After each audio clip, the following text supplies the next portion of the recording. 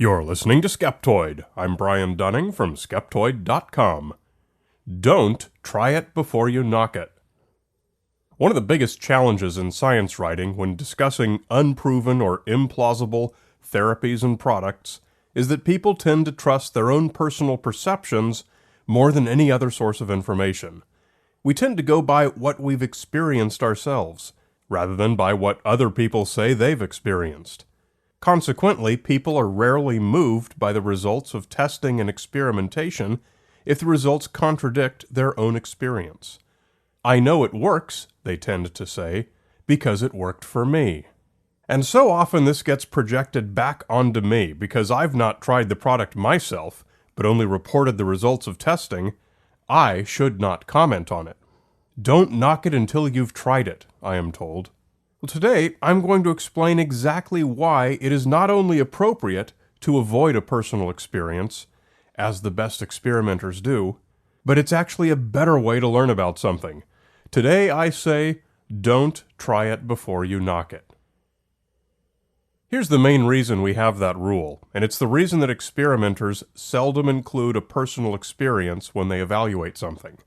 Human beings are wonderful at appraising experiences, but we're terrible at collecting data. Our senses are faulty, prone to error, and everyone's are calibrated differently. We all bring preconceived notions and expectations. We have personal biases. We are subject to all manner of perceptual errors. We make interpretations of our experiences, and we all interpret them differently. We have moods, up days, down days, personalities, tendencies. To expect any one random person's assessment of an experience, filtered through his own prejudices and biases and preferences, to be a truly objective and factual representation, is a fool's errand. The scientist knows this. He knows his own experience is a worthless indicator, and he knows that an objective evaluation should not be tainted with it. So what do we do instead of trying it? We rely on controlled testing. When we want to know if something works as advertised, we design a test. A properly designed test employs controls and randomization that cancel out all of the biases and other weaknesses we've discussed. If you want to know whether, for example, listening to a binaural beat audio file will make you fall asleep, a true science fan knows not to bother trying it to see. She knows her sleepiness varies throughout the day anyway. She knows that the expectation that it's supposed to make her sleepy skews her perception. Instead, she looks at properly controlled testing that's been done. Those subjects didn't know what they were listening to.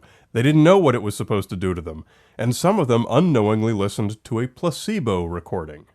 She knows the difference between real, statistically sound data and one person's anecdotal experience. So whenever we hear, "Don't knock it until you've tried it," we know a personal experience is about the worst way to learn about something, for all the reasons discussed above. But even more than that, having tried it personally skews your ability to objectively interpret the data.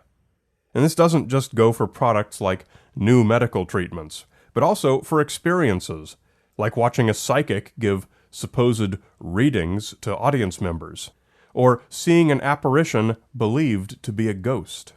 In cases like these, the personal experience can be very powerful, especially for those not familiar with the underlying science, and can make it extraordinarily difficult to objectively understand what the data say. If you truly want to learn about a phenomenon by following the scientific method, there are precious few cases where you should ever include a personal experience in your analysis. "I was a skeptic until I tried it." No, the skeptic would have known not to try it, for the reasons we just covered. The scientifically literate skeptic would have chosen a far more disciplined protocol for learning about this thing. Simply handing over money to obtain a worthless personal anecdote means that you are gullible, not skeptical. "I know it works because it worked for me." This is perhaps the single most common misunderstanding, misinterpreting a personal experience as a universal one. One person's subjective assessment of their own feeling at one moment certainly doesn't mean others will make the same assessment, or even that that same person would experience the same thing at a different time under different circumstances. If we look at the 2016 Rio Olympics, many athletes from the USA, a world leader in unscientific alternative treatments, and even a few from other countries, proudly sported cupping bruises, or brightly colored elastic kinesio tape, two alternative therapies completely lacking in either evidence or plausible theoretical foundation. Yet despite a solid evidential basis showing these things do not help in any way, world-class athletes use them, and their professional world-class trainers administer them. Why?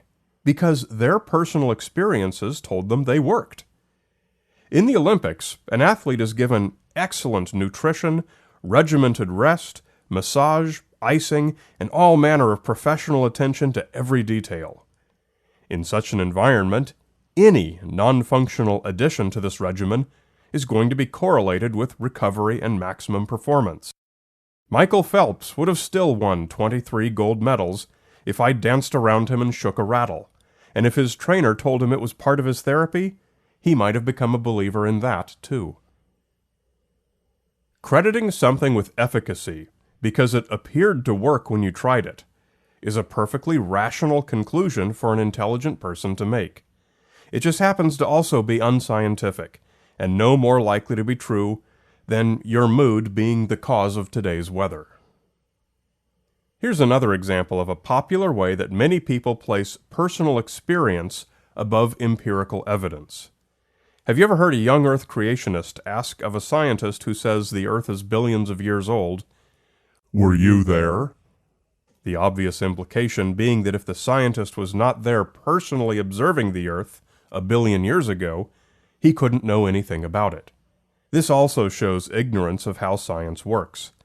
In fact, scientific conclusions are never based simply on personal accounts, but upon direct measurements of testable evidence. Nobody's been to the sun either, but we know a great deal about it because we can directly measure and analyze the various types of radiation it puts out. Challenging a scientist with, "Were you there?" is like assessing his expertise on thermodynamics based on whether he's watched some YouTube video made by a perpetual motion crank. The science of thermodynamics exists independently of YouTube. The geological evidence of the age of the Earth exists independently of what observers were or weren't there. Here's a question I get nearly every time I do an episode on some spin the wheel and invent a new alternative therapy. What's the harm if it makes someone feel better? The harm is that the new thing probably isn't what made them feel better. But now that they think it is, they'll spend their time and money on it instead of on something that might actually help. This is the basic danger of anecdotal thinking. It encourages us to not only embrace the unreal, but to abandon the real. I know what I saw. No, you don't. You know your brain's current interpretation of whatever part of the experience it abstracted and stored away. We know for a fact that all our memories change dramatically over time and were incomplete to begin with. And who knows how good was the data that your brain had to work from? Lighting conditions came into play, perhaps movement, distractions, backgrounds, expectations of what should be seen, possible misidentifications, and perceptual errors all had a part in building your brain's experience. Science conclusions are never based on a person's visual sighting. It is anecdotal evidence, and the value of anecdotal evidence is to suggest a direction for research. If you know for certain that you saw the Loch Ness Monster in Urquhart Bay, apologies, but the science community is not going to call the mystery solved based on that alone. However, it might make sense to then go look in Urquhart Bay to see if we can find anything that can be collected and tested. Then we'll know for sure what we've got, regardless of how close it may or may not match what you know you saw.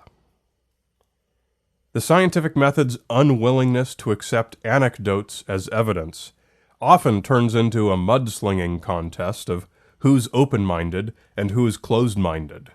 Thus, Science is closed-minded. you wouldn't try it because your mind is closed, or it didn't work for you because your mind is closed. This popular charge against scientists has always boggled me. Closed-mindedness is not just an unwillingness to consider new ideas. It's more importantly the stubborn refusal to change your mind no matter how much evidence piles up proving you wrong. Open-mindedness should be the willingness to change your mind when you discover you're wrong. Yet, take virtually any alternative belief that has mountains of absolutely conclusive disproof, like homeopathy or the flat earth or the vaccine autism link, and adherents who reject the disproving evidence, shutting out all but their preferred belief, always accuse the science-based perspectives of being closed-minded. It's a bizarre charge. People who say this generally regard science not as a process, but as a rigid set of assertions, dogmatic edicts from on high, from which no departure is tolerated. Or as one astrologist recently put it, knowledge rubber-stamped by some Orwellian ministry of truth. It's a straw-man caricature of science, of course. It's hard to criticize a process that emphasizes thoroughness and verifiability. But it's very easy to criticize an authoritarian set of doctrines. Such a set would be closed-minded. But a process that encourages constant change and improvement, like science, is by its very nature open-minded. It is a stubborn insistence on remaining open-minded that compels the followers of the scientific method to emphasize only the best data, and to avoid our personal interpretations and preferences. This is why we do not try it before we knock it. We'll test it before we knock it, or embrace it, or react however the test results prescribe. But there's a huge difference between scientific testing and a personal dalliance. Most assuredly, we need not personally sample a pseudoscience in order to form a well-informed opinion of it. Become a supporter of the show to get your USB drive filled with all Skeptoid media content from the past decade, and get a premium subscription to get the entire show ad-free. You're listening to Skeptoid. I'm Brian Dunning from Skeptoid.com.